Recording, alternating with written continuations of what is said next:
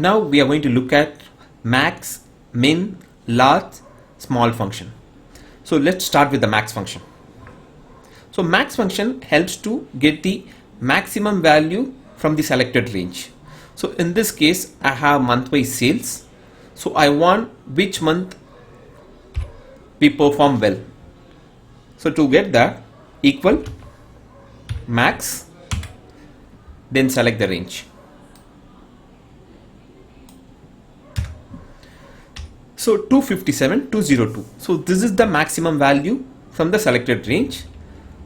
This is from the May month. So let's move on to minimum function.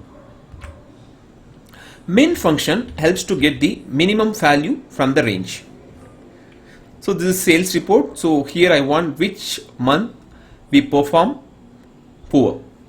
To get that, equal min and then select the range. So 51, 202. So January. So January we didn't perform well. Let's move on to large function. Large function, it's almost similar to max, but here you can give condition. You can get second maximum or third maximum, or second large or third large. You can give the condition. Let me show you. So large, select the range. So here if you see first array, so we have selected comma k. So here you can give condition. So now what I want is, what is my third largest number? So 3. So 194. So this is my third largest number. To check that, the first largest is 257 May, and the second largest is 249 July, and the third largest is October 194.